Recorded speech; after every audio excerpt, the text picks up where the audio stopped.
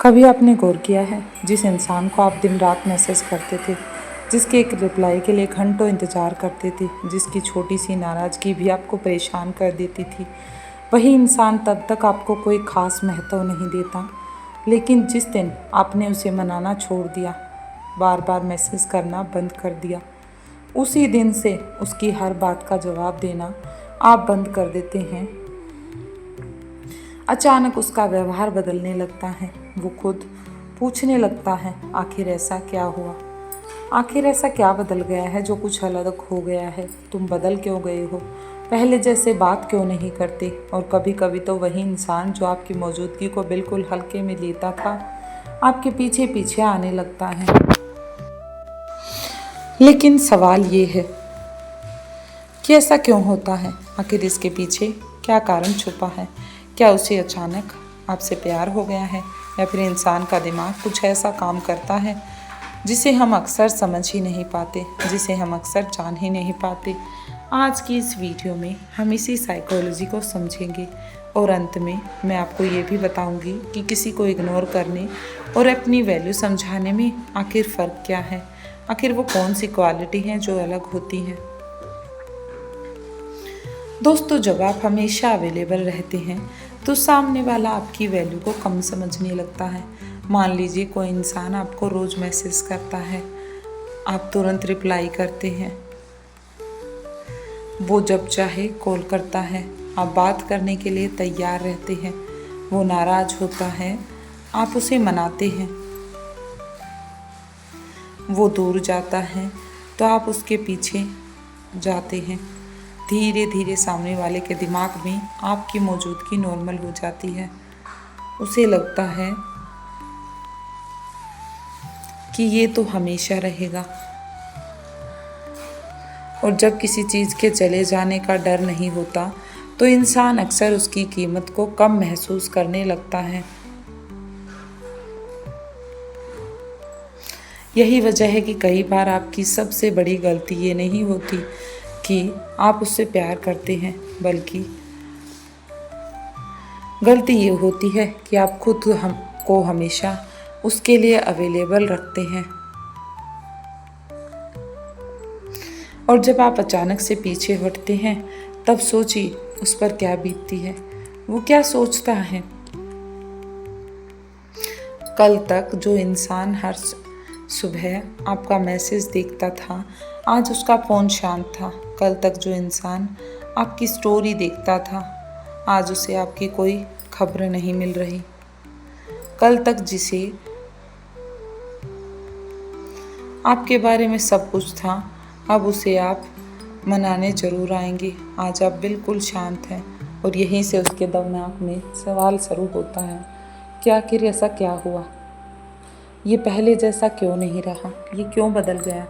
क्या इसकी ज़िंदगी में कोई और आ रहा है, या फिर किसी और कारण से बदल गया? क्या अब इसे मेरी ज़रूरत नहीं रही? यानी आपकी चुप्पी ने उसके दिमाग में वो सवाल पैदा कर दिया है जो आपकी लगातार मौजूदगी कभी पैदा नहीं कर पाई।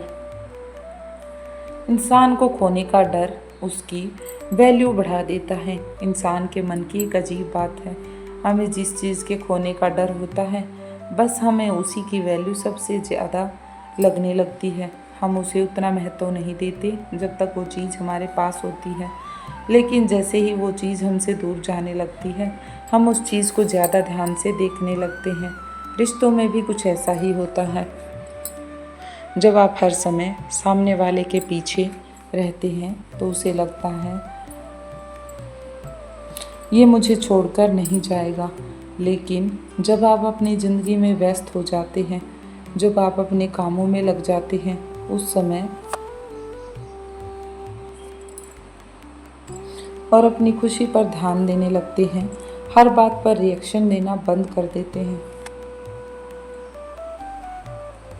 तो सामने वाले को पहली बार ये एहसास होता है कि शायद मैं इसे खो सकता हूँ। और यही इंसान कई बार उसकी सोच बदल सकता है। लेकिन यहाँ एक बहुत ज़रूरी बात है जिसे समझना बहुत ज़रूरी है। इग्नोर करना और अपनी वैल्यू समझना दो अलग चीज़ें हैं, दोनों अलग अलग तरह से काम करती हैं। अगर आप जानबूझकर किसी को जलाने के लिए इग्नोर कर रहे हैं, तो बार बार ऑनलाइन होकर भी रिप्लाई नहीं कर रहे, उसकी अटेंशन पाने के लिए गेम खेल रहे हैं, तो ये हेल्दी तरीका नहीं है, क्योंकि रिश्ते कोई खेल नहीं है। आपका उद्देश्य ये नहीं होना चाहिए कि मैं उसे कितना परेशान कर दूंगा कि ये मेरे पीछे आए।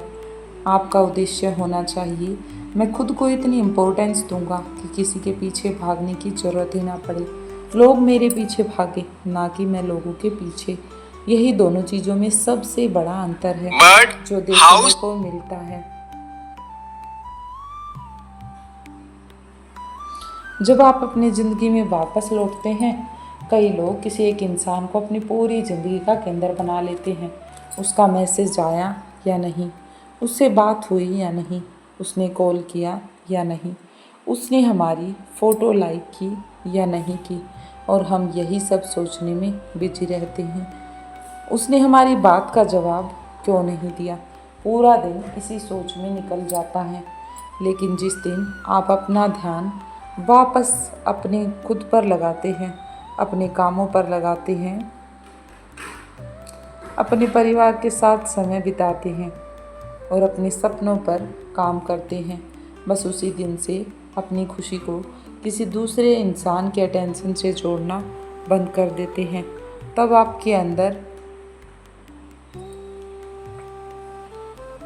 एक बहुत बड़ा बदलाव आता है, और सबसे ख़ास बात, दूसरे लोग भी उस बदलाव को महसूस करते हैं। आपके शब्द कम हो जाते हैं, लेकिन आपकी पर्सनैलिटी मजबूत दिखाई देने लगती है।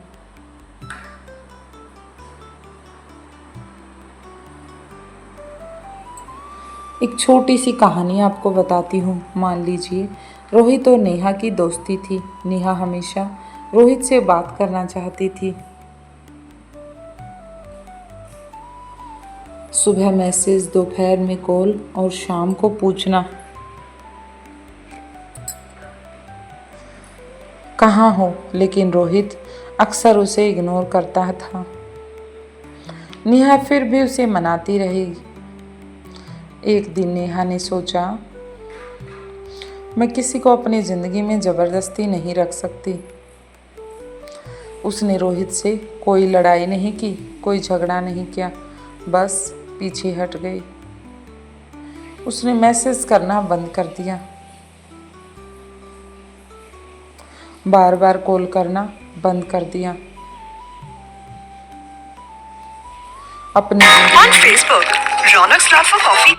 अपनी जिंदगी में व्यस्त हो गई।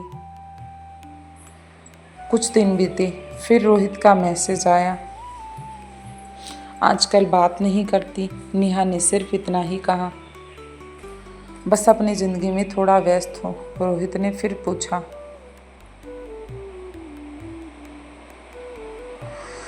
सब ठीक है ना, क्या चल रहा है, क्यों बात नहीं करती हो? क्योंकि पहली बार उसे नेहा की कमी महसूस हुई। पहले नेहा उसके पीछे थी, अब नेहा अपनी ज़िंदगी में आगे बढ़ रही थी, और यहीं पर रोहित को उसकी वैल्यू कम समझ आने लगी। यहीं पर रोहित को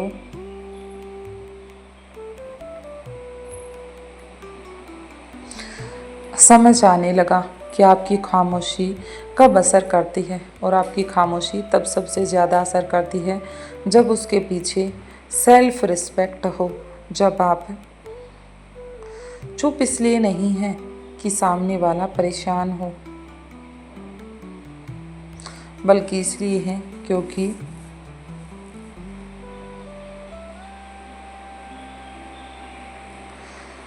हर रिश्ते में सिर्फ एक इंसान कोशिश नहीं करता, कभी कभी सामने वाला इंसान भी कोशिश करता है।